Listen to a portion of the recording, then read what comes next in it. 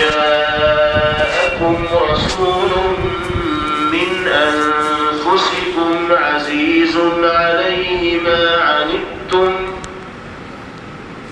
کئی صفات پیغمبر علیہ السلام کی بیان کی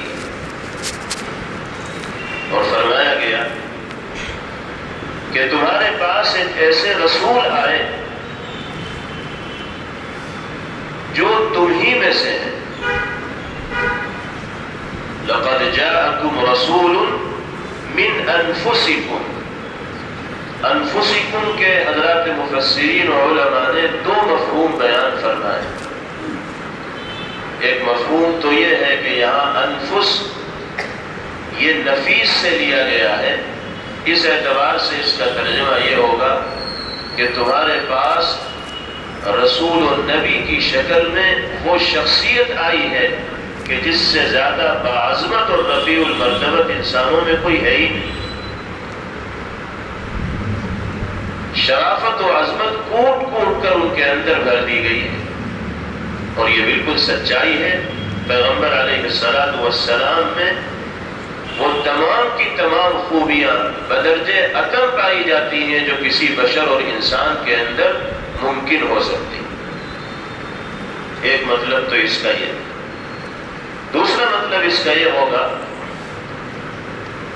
کہ تمہارے پاس محمد عربی صلی اللہ تعالی علیہ وسلم کی شکل میں جو رسول آئے ہیں، نبی آئے ہیں، وہ تمہیں میں سے ہیں، انسانوں ہی میں سے ہیں، تمہارے ہی قبیلے میں سے ہیں، تمہارے ہی خاندان میں سے ہیں. لیکن اللہ سے ان کا اتنا گہرا ربط و تعلق ہے کہ باری تعالیٰ کے پیغامات فرشتوں کے ذریعے براہ راست ان تک پہنچتے ہیں. اللہ ان کے دل کے اندر القاء کرتے ہیں اور پھر وہ انسانیت کو ان پیغامات سے باخبر کرتے ہیں. نبی کریم علیہ السلام ہر اعتبار سے عظمت و شرافت کی منزل کو پانے والے تھے. دشمن بھی اس کی شہادت اور گواہی دیا کرتے تھے کہ نبی کریم علیہ السلام سے فوقیت و برتری لینے والا ان کے زمانے میں نہ ان سے پہلے اور نہ ان کے بعد، نہ پہلے کوئی پیدا ہوا نہ بعد میں کوئی پیدا ہوگا، اور نہ آپ کے زمانے میں کوئی ایسا تھا جو آپ پر صفات کے اعتبار سے فوقیت و برتری لینے والا ہو. چنانچہ حضرت جعفر رضی اللہ تعالی عنہ نے شاہ حبشہ کے سامنے اور حضرت مغیرہ ابن شعبہ رضی اللہ تعالی عنہ نے کسرا کے سامنے جناب رسول اللہ صلی اللہ علیہ وسلم کا جو تعارف کیا اور آپ کے حسب و نسب کا جو تذکرہ کیا تو وہ ان الفاظ میں کیا: ان اللہ بعث فینا رسولا منا نعرف نسبه وصفته ومدخله ومخرجه وصدقه وامانته. بادشاہوں کے دربار میں وہ لوگ جو پیغمبر علیہ السلام کی دعوت کو ابھی قبول کرنے والے نہیں ہیں، آپ کی صداقت و امانت، دیانت و شرافت، حسب و نسب کی پاکبازی کی گواہی دے رہے ہیں. تو پہلی صفت بیان کی گئی لقد جاءکم رسول من انفسکم. پیغمبر علیہ السلام کی شکل میں نبی اور رسول تمہیں میسر ہوئے جو تمہیں میں سے. دوسری صفت بیان کی گئی عزیز علیہ ما عنتم. نبی کریم علیہ السلام کی صفت یہ ہے کہ آپ کو گرا گزرتا ہے تمہارا کسی بھی طرح کی دشواری، دکھ اور پریشانی کے اندر مبتلا ہونا. یہ نبی کریم علیہ السلام کی صفت. انسانوں میں سے کوئی بھی کسی طرح کی پریشانی، دشواری، الجھن، دقت، کفر، شرک، نفاق، جرم کے اندر مبتلا ہوگا تو پیغمبر علیہ السلام کے دل کو تکلیف پہنچے گی. انسانیت کے ساتھ کسی انسان کا ایسا ربط دنیا اس کی مثال نہیں پیش کر سکتی. ماں باپ کو اپنی اولاد سے تعلق ضرور ہوتا ہے. شفقت کا درجہ ماں باپ کے دلوں میں، شفقت کا جذبہ ماں باپ کے دلوں میں اپنی اولاد کے تئیں پایا جاتا ہے. دادا کے دل میں پوتوں پوتیوں کے سلسلے میں شفقت و رافت کے جذبات پائے جاتے ہیں، ہر بڑے کے دل میں چھوٹوں کے سلسلے میں شفقت کے جذبات ہوتے ہیں، ہر نبی کے دل میں اپنی امت کے سلسلے میں شفقت و رافت کے جذبات پائے جاتے تھے، لیکن میرے آقا سرور دو عالم جناب محمد الرسول اللہ صلی اللہ علیہ وسلم کے سینے میں جو دل دھڑکتا تھا اس میں شفقت جس درجہ پائی جاتی تھی اس کی نظیر اولین و آخرین پیش نہیں کر سکتے۔ قرآن گواہی دے رہا ہے عزیز علیہ ما عنتم، تم کسی دکھ میں اور تکلیف میں مبتلا ہوتے ہو تو میرے حبیب کو یہ چیز ناگوار گزرتی ہے کہ میرا امتی کیسے دکھ میں مبتلا ہو گیا۔ اور یاد رکھیے پیغمبر علیہ السلام کی یہ صفت صرف اہل ایمان کے تئیں نہیں ہے کہ مسلمان پریشان ہو، مسلمان گناہوں میں مبتلا ہو، مسلمان دکھ اور درد کے اندر گرفتار ہو تو نبی کریم علیہ السلام کو ناگواری ہوگی۔ نہیں، آپ کا ظرف تو اتنا وسیع ہے کہ کوئی کافر بھی اگر تکلیف میں مبتلا ہوتا ہے تو آپ کا دل دکھتا ہے، منافق بھی تکلیف میں مبتلا ہوتا ہے تو آپ کا دل دکھتا ہے، اور مومن بھی تکلیف میں مبتلا ہوتا ہے تو آپ کا دل دکھتا ہے۔ کافر سے دل دکھنے کا مطلب یہ ہے کہ وہ کفر و شرک کے راستے پر چل رہا ہے تو جہنم کا ایندھن بننے کی تیاری کر رہا ہے۔ پیغمبر علیہ السلام کو یہ چیز ناگوار گزرتی ہے کہ اللہ کا بندہ انسان اشرف المخلوقات ہو کر اللہ کی عبادت سے منہ موڑے اور جہنم کے راستے پر دوڑنے والا بنے۔ کفر و شرک کی سرگرمیاں اللہ کے حبیب کے دل کو ناگوار گزرتی۔ اسی طرح منافق کا نفاق بھرا عمل نبی کریم علیہ السلام کو ناگوار گزرتا ہے، اور مومن اگر گناہوں کے اندر مبتلا ہوتا ہے یا اور کسی طرح کی الجھن و دشواری اور دقت میں گرفتار ہوتا ہے تو نبی پاک علیہ السلام کا ربط اپنی امت سے ایسا قوی ہے کہ آپ کو یہ بات ناگوار گزرتی۔ کیا اس ربط و تعلق کی کوئی نظیر پیش کی جا سکتی؟ اللہ تعالیٰ اس صفت کو بیان کر کے ہمیں اور آپ کو خواب غفلت سے بیدار کرنا چاہتے ہیں، ہمارے ضمیر کو جھنجھوڑنا چاہتے ہیں کہ تم کہاں سو رہے ہو؟ جس نبی کو تمہارا مقتدا اور پیشوا بنا کر دنیا میں بھیجا گیا اس کا دل تو تمہارے سلسلے میں رافت و رحمت کے جذبات سے اس درجہ بھرا ہوا ہے کہ تمہیں کانٹا چبھتا ہے تو انہیں تکلیف ہوتی ہے، اور تمہارا حال یہ ہے کہ نبی کے طریقوں پر عمل کرنے کی فکر ہی نہیں، نبی کی سنتوں کو اختیار کرنے کا کوئی جذبہ نہیں، نبی کی تعلیمات و ہدایات کو اہمیت دینے کو کوئی مطلب ہی نہیں۔ ہم تو اپنی زندگی میں ایسا مگن ہیں اور خواہشات نفسانیہ کی پیروی میں ایسے مصروف ہیں کہ ہمیں اس کا کوئی خیال ہی نہیں کہ قرآن کیا کہتا ہے اور اللہ کے حبیب صلی اللہ علیہ وسلم کیا کہتے ہیں۔ دراصل یہ پیغام اللہ رب العزت والجلال حضور پاک علیہ السلام کی اس صفت کو بیان کر کے دینا چاہتے ہیں۔ ہمیں اس پیغام کو سمجھنا چاہیے اور اللہ کے حبیب صلی اللہ علیہ وسلم کی عظمت و محبت کو اپنے دل میں بٹھا کر آپ کی کامل اتباع اور پیروی کے ساتھ دنیا میں زندگی گزارنے کی فکر کرنی چاہیے۔ نبی کریم علیہ السلام کفار و منافقین کی سرگرمیوں کو اور ان کی حرکات و سکنات کو دیکھا کرتے تھے تو آپ کا دل تنگ ہو جاتا تھا، پریشان ہو جاتے تھے۔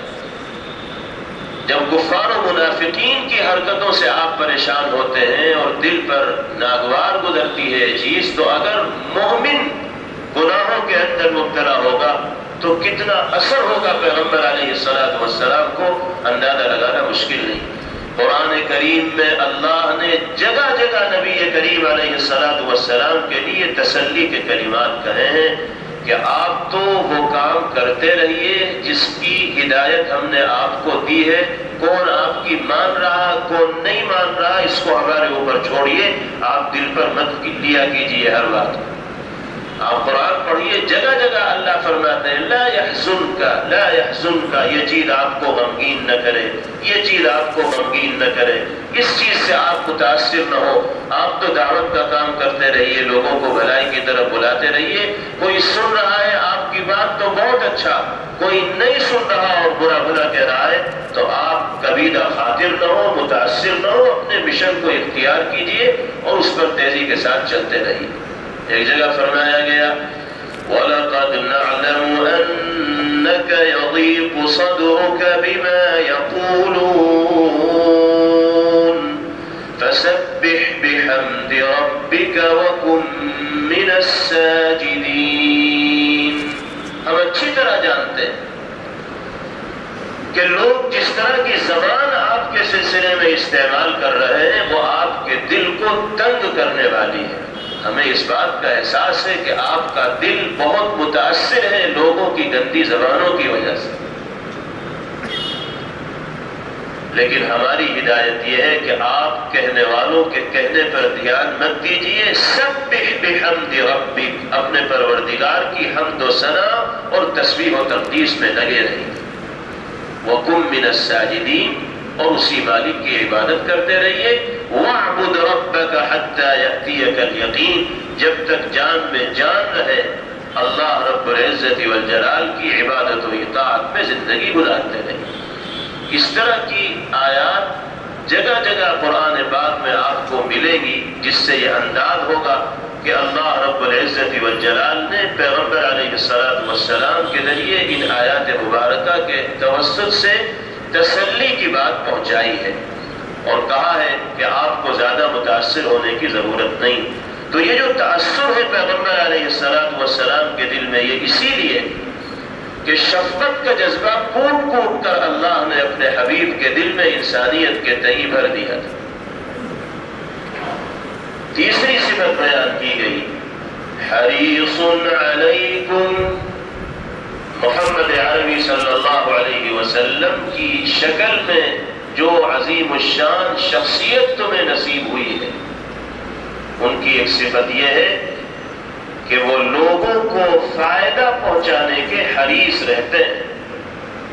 حریص علیکم، کمال طالب رہتے ہیں اس بات کے کہ اپنی ذات سے انسانیت کو نفع کیسے پہنچاؤں، یہ ہے عظیم الشان صفت، اور ہر مومن کو اس صفت کا حامل ہونا چاہیے کہ میں اپنے وجود کو انسانیت کے لیے نفع بخش کیسے بناؤں۔ پیغمبر علیہ السلام کی کیفیت یہی تھی۔ کیا مسلمان، کیا غیر مسلم، کیا انسان، کیا جانور، ہر مخلوق خدا کو فائدہ پہنچانے کا جذبہ پیغمبر علیہ السلام کے دل میں رہا کرتا تھا۔ تو جس اللہ نے ایسے عظیم صفات کے حامل نبی اور رسول، مقتدی اور پیشوا کے طور پر ہمیں مرحمت فرمائے ہیں، کیا ان کی قدردانی اور ان کی ہدایات پر عمل کرنا ہماری ذمہ داری اور فریضہ نہیں ہے؟ اس کے بعد چوتھی اور پانچویں صفت بیان کی گئی، حریص علیکم بالمؤمنین رؤوف رحیم۔ رؤوف اور رحیم بھی ہے اللہ کے حبیب صلی اللہ علیہ وسلم۔ ذرا اللہ کے کلام کا انداز دیکھیے، جو نام اللہ کے ہیں اللہ نے ان ناموں کو اپنے محبوب کے لیے استعمال فرمایا ہے۔ رؤوف تو اللہ کا نام ہے، رحیم بھی اللہ کا نام ہے، لیکن یہاں خود اللہ نبی کریم علیہ السلام کو رؤوف و رحیم کہہ رہے ہیں۔ مطلب یہ کہ رأفت و رحمت کا، مودت و محبت کا جو جذبہ پیغمبر علیہ السلام کے دل میں پایا جاتا ہے وہ بے نظیر ہے۔ امت کے تئیں کیسی شفقت تھی پیغمبر علیہ السلام کے دل میں، اور انسانیت کے ہر فرد کو جہنم سے بچانے کی، اللہ کے عذاب سے خلاصی دلانے کی کیسی فکر تھی پیغمبر علیہ السلام کے دل میں۔ آپ سیرت طیبہ کا مطالعہ کیجیے، اندازہ ہوگا کہ کیسی کڑھن رہا کرتی تھی نبی کریم علیہ السلام کو اس حوالے سے کہ لوگ راہ راست پر آ جائیں، جہنم کا راستہ چھوڑ دیں اور جنت کے راستے پر چلنے والے بن جائیں۔ رافت و رحمت آپ کے دل میں بھری ہوئی تھی، اس درجہ امت کے تئیں آپ مہربان تھے کہ خود فرمایا کرتے تھے کہ نماز کے دوران اگر میں کسی بچے کے رونے کی آواز سن لیتا ہوں تو نماز مختصر کر دیتا ہوں، اس اندیشے سے کہ اگر نماز کچھ لمبی ہوگی تو بچے کی ماں کو تکلیف ہو۔ انا اتخفف فی الصلاة عندما اسمع بکاء الصبی. یہ کیا چیز ہے؟ دوران نماز بچے کے رونے کی آواز سنائی دی تو آپ نے نماز مختصر کی. کیوں کی؟ کہیں نماز لمبی ہونے کی وجہ سے اس ماں کو تکلیف نہ ہو جس کا بچہ نماز کے دوران رونے لگا.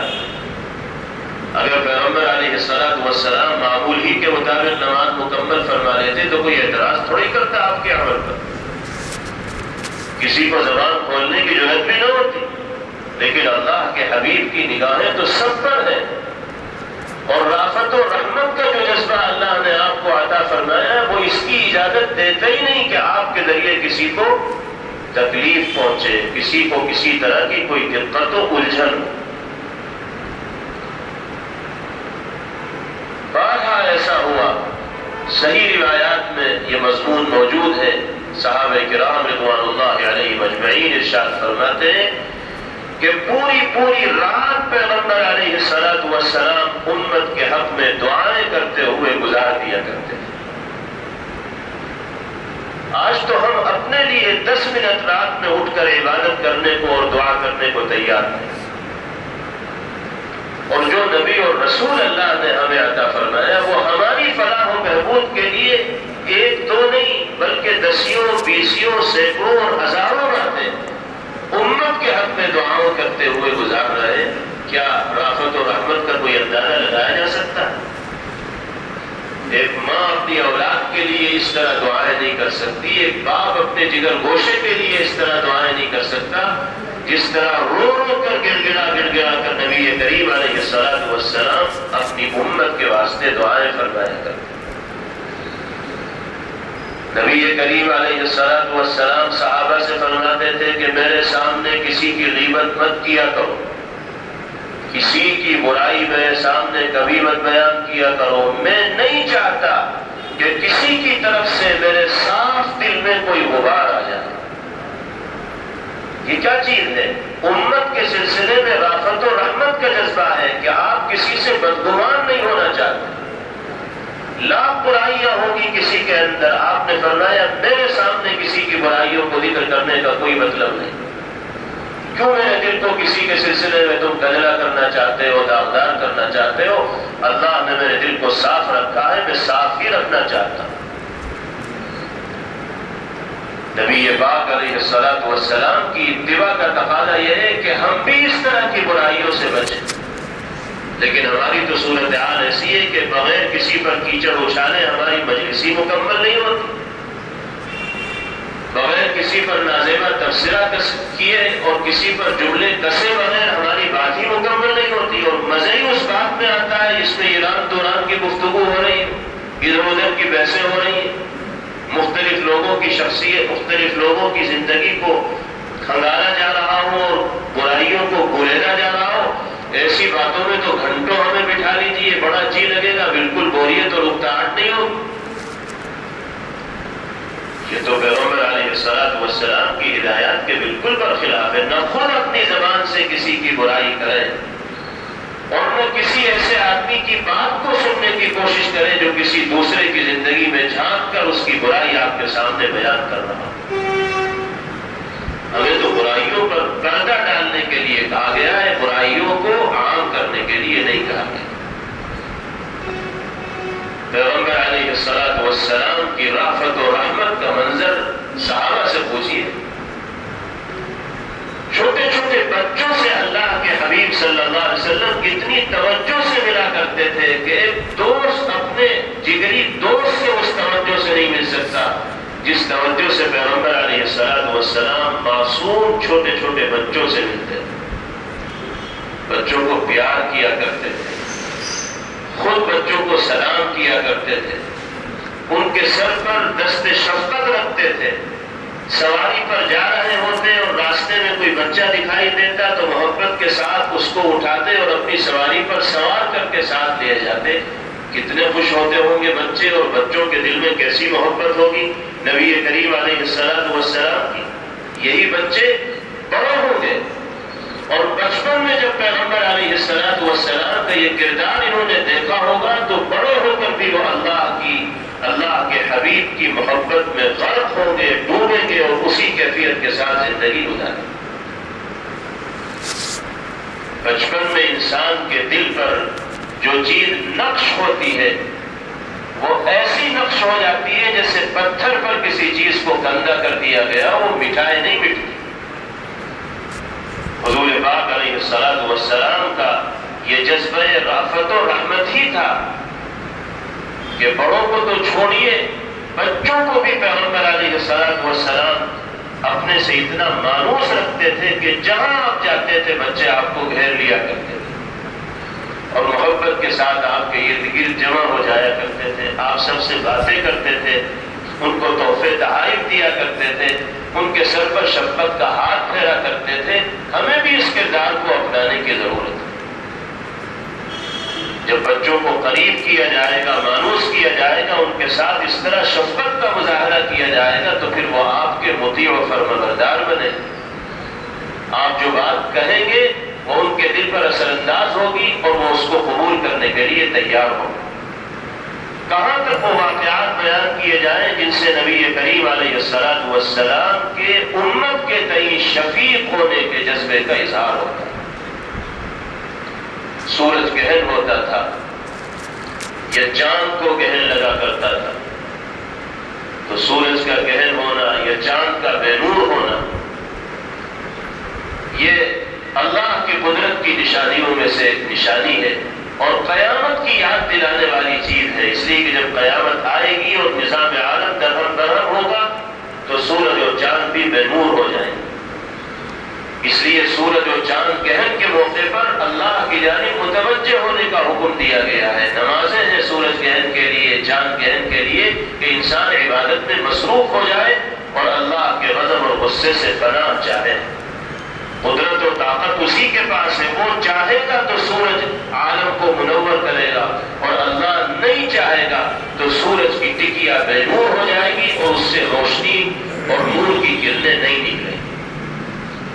سورج گہن ہوتا تو نبی کریم علیہ الصلوۃ والسلام اللہ کی عبادت میں مصروف ہوتے اور پھر رو رو کر جو دعائیہ جملے پیغمبر علیہ الصلوۃ والسلام کی زبان مبارک سے ادا ہوتے تھے، ان جملوں سے امت کے سلسلے میں شفقت کے جذبات کا اظہار ہوا کرتا۔ اللہ کی بارگاہ میں ہاتھ پھیلائے ہوئے ہیں اور دعا کر رہے ہیں، ربی الم تعدنی الا تعذبهم وانا فیہم وهم یستغفرون ونحن نستغفرک۔ روتے ہوئے دعا کرتے ہیں کہ اے مالک، کیا آپ نے مجھ سے یہ وعدہ نہیں فرمایا تھا کہ جب تک تم دنیا میں رہو گے میں دنیا والوں کو کسی عمومی عذاب میں مبتلا نہیں کروں گا؟ اے اللہ، میں دنیا میں ہوں، آپ کے بندے گناہوں کی معافی مانگ رہے ہیں، میں بھی آپ سے استغفار کر رہا ہوں، آپ عمومی عذاب میں امت کو مبتلا مت فرمائیے۔ امت تو اپنے گھر کے اندر ہے، سب اپنے کاموں میں مصروف ہیں، نہ معلوم کتنے لوگ نماز پڑھ رہے ہوں گے، کتنے لوگ کاروبار کر رہے ہوں گے، کتنے لوگ گفت و شنید میں مصروف ہوں گے، لیکن نبی کریم علیہ الصلوۃ والسلام سب چیزوں سے کنارہ کش ہو کر امت کے حق میں دعا کرنے کے لیے اللہ کی بارگاہ میں حاضر ہیں اور اللہ کو وعدہ یاد دلا رہے ہیں کہ اللہ، آپ نے مجھ سے ہی وعدہ فرمایا تھا کہ جب تک تم دنیا میں رہو گے کسی عمومی عذاب میں دنیا کو مبتلا نہیں کروں۔ اللہ کے حبیب یاد دلا رہے ہیں کہ یا رسول اللہ، میں ہوں، آپ کے بندے استغفار کر رہے ہیں، میں بھی استغفار کر رہا ہوں، آپ عمومی عذاب میں مبتلا نہ فرمائیے۔ آج اگرچہ نبی کریم علیہ الصلوۃ والسلام دنیا سے پردہ فرما چکے ہیں، لیکن ہمارا عقیدہ یہ ہے کہ آپ اپنی قبر مبارک میں باحیات ہیں اور امت کے اعمال آپ کی بارگاہ میں ہفتے میں 2 دن پیش کیے جاتے ہیں۔ دنیا کے کسی بھی خطے میں رہنے والا کوئی انسان اگر آپ کی خدمت میں صلاۃ و سلام کا نذرانہ پیش کرتا ہے تو فرشتے مقرر ہیں جو پیغمبر علیہ الصلوۃ والسلام تک اس نذرانے صلاۃ و سلام کو پہنچاتے ہیں، اور روز اطہر پر حاضر ہو کر جو امتی صلاۃ و سلام کا نذرانہ پیش کرتے ہیں وہ نبی پاک علیہ الصلوۃ والسلام سنتے ہیں۔ یہ ہمارے عقیدے کا حصہ ہے۔ قرآن پاک ہمارے درمیان موجود ہے اور رہتی دنیا تک انشاءاللہ موجود رہے گا۔ احادیث طیبہ اور پیغمبر علیہ الصلوۃ والسلام کے فرامین ہمارے درمیان موجود ہیں، اور انشاءاللہ صبح قیامت تک یہ چیزیں دین کی شکل میں زندہ و تابندہ رہیں گی۔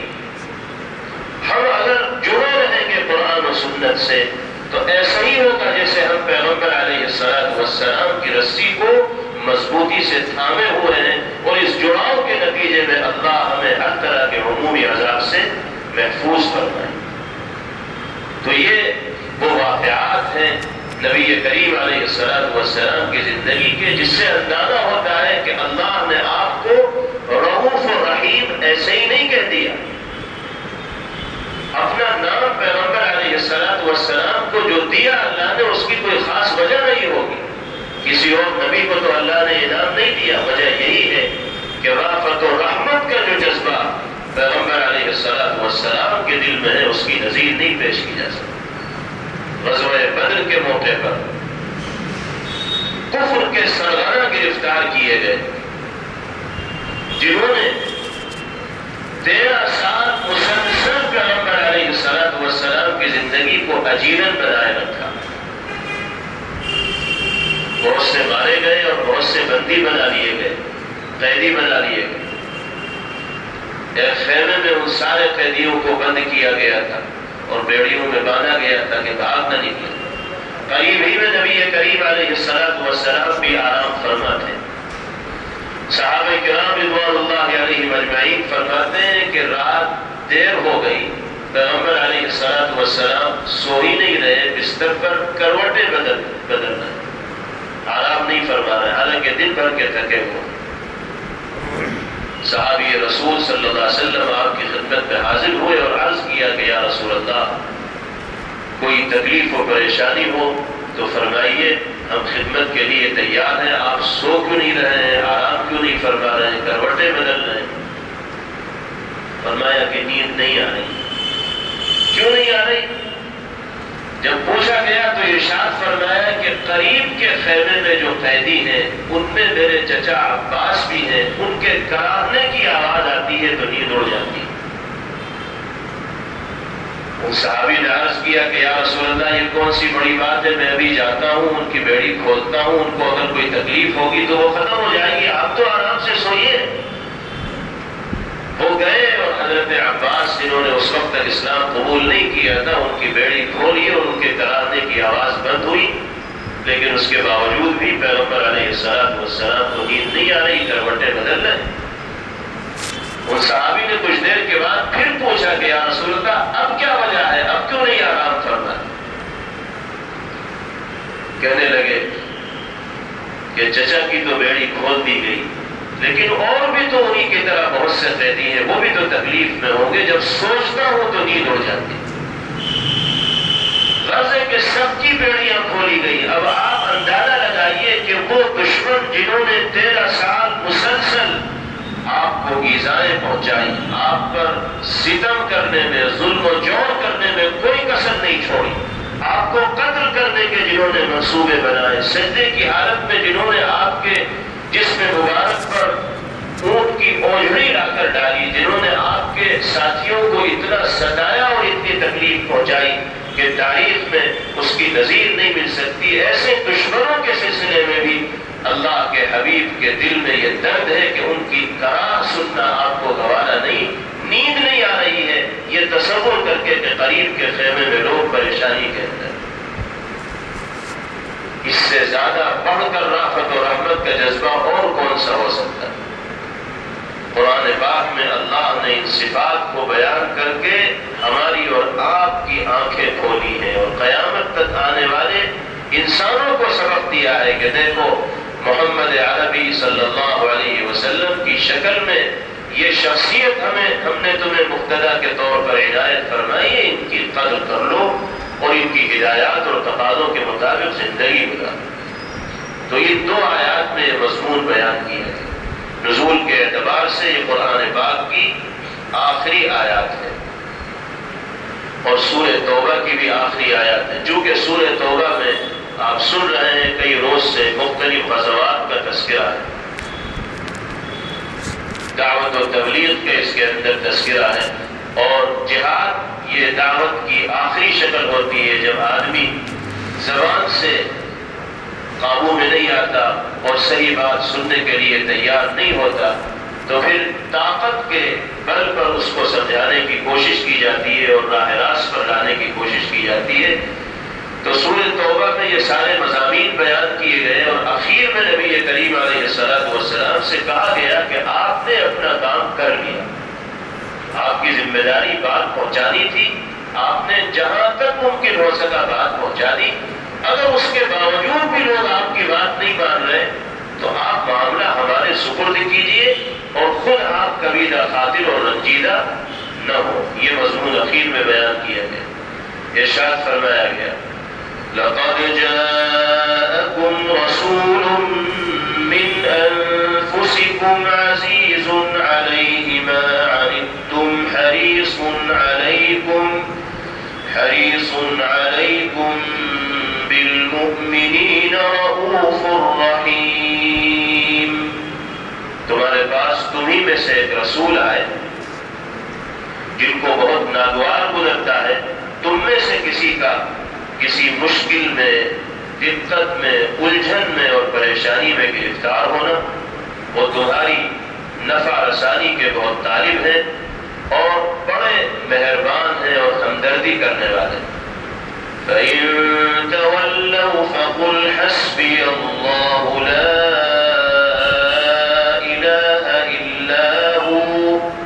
حضور پاک علیہ السلام سے کہا جا رہا ہے کہ اگر لوگ آپ کی بات نہ مانیں اور اعراض کریں تو آپ کہہ دیجئے کہ میرے لیے تو اللہ کی ذات کافی ہے، اس کے سوا کوئی لائق عبادت نہیں۔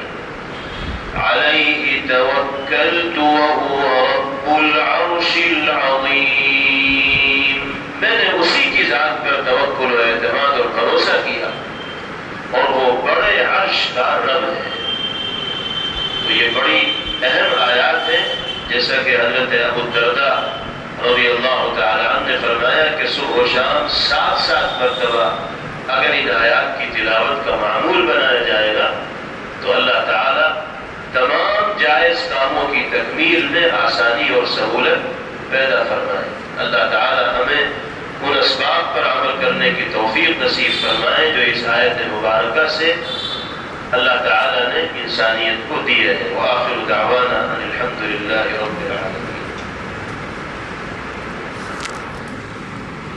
اللهم لك الحمد كله ولك الشكر كله، اللهم لا نحصي ثناء عليك أنت كما أثنيت على نفسك، اللهم صل وسلم وبارك على سيدنا ونبينا ومولانا محمد وعلى آله وصحبه كما تحب وترضى عدد ما تحب وترضى، لا إله إلا الله الحليم الكريم، سبحان الله رب العرش العظيم، لا إله إلا أنت سبحانك إني كنت من الظالمين، ربنا ظلمنا أنفسنا وإن لم تغفر لنا وترحمنا لنكونن من الخاسرين، يا حي يا قيوم، يا حي يا قيوم، برحمتك نستغيث، أصلح لنا شأننا كله ولا تكلنا إلى أنفسنا طرفة عين۔ یا اللہ محض اپنے فضل و کرم سے ہم سب کے گناہوں کو معاف فرما، اے کریم آقا ہماری خطاؤں سے صرف نظر فرما دی، اے مالک ہم سب کی لغزشوں سے درگزر فرما دی۔ اے اللہ ماہ مبارک کا آخری عشرہ شروع ہو چکا ہے اور اس عشرے کو آپ کے حبیب صلی اللہ تعالی علیہ وسلم نے عذاب نار سے خلاصی کا عشرہ آپ کی ہدایت کے مطابق قرار دیا ہے۔ الہ العالمین ہم سب کے لیے اس عشرے اخیرہ میں عذاب نار و جہنم سے خلاصی کے فیصلے فرما دیے۔ اے اللہ ہمیں ان لوگوں کی فہرست میں شامل فرمائیے کہ جن کے لیے آپ نے عتق من النیران کا فیصلہ کیا ہے۔ جہنم کی آگ سے آزادی کا جن کے لیے آپ نے فیصلہ فرمایا ہے، اے اللہ ہمیں بھی ان خوش نصیب لوگوں میں شامل فرما لے۔ اے اللہ یہ ماہ مبارک بہت تیزی کے ساتھ اختتام کی طرف چلا جا رہا ہے، بیشتر لمحات اور اکثر روز و شب اس ماہ مبارک کے گزر چکے ہیں اور تھوڑے ایام باقی رہ گئے ہیں، دیکھتے دیکھتے یہ بھی رخصت ہو جائے۔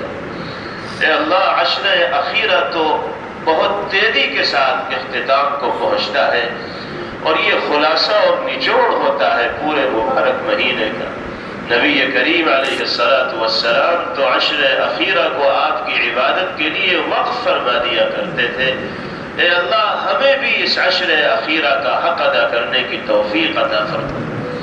اے اللہ ہم گناہوں کے عادی بنے ہوئے ہیں، بدعمالیوں کے شوقین بنے ہوئے ہیں، آپ کے غضب اور غصے کو دعوت دینے والے کاموں میں دلچسپی کا مظاہرہ کر رہے ہیں۔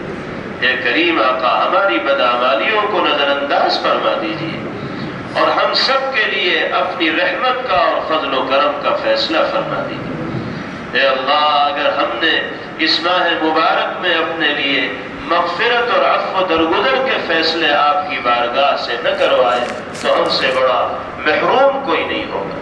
الہ العالمین ہم خطاکار و بدعمل ضرور ہیں لیکن آپ کے نام لیوا ہیں، آپ کے حبیب کے امتی ہیں۔ ہم اگر تکلیف میں ہوں گے تو آپ کے حبیب کو بھی تکلیف ہوگی۔ اے اللہ اپنے حبیب کے صدقے میں ہمیں راحتوں سے مالا مال فرما دیجیے، دنیاوی راحتوں سے بھی مالا مال فرمائیے اور اخروی سعادتوں سے بھی ہمیں سرفراز فرما دیجیے۔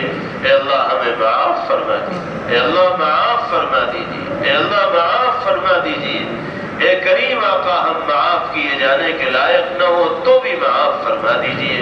بڑی امیدوں کے ساتھ، بڑے یقین کے ساتھ آپ کے در پر آپ کے گنہگار بندے سوالی بن کر حاضر ہیں۔ اے اللہ آپ اگر معاف نہیں فرمائیں گے تو کون معاف کرے گا؟